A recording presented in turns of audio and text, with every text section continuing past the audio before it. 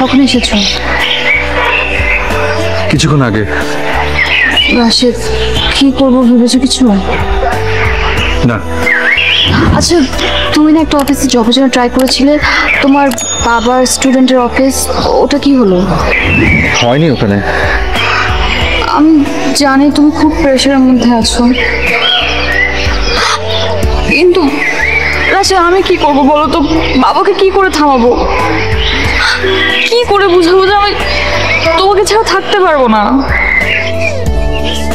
আচ্ছা, আমরা দুজন যদি পালিয়ে যাই তাহলে? আমার খুব ভয় লাগছে, বারবার মনে হচ্ছে আমি তোমাকে হারিয়ে ফেলবো। ভয় পেও না, চল।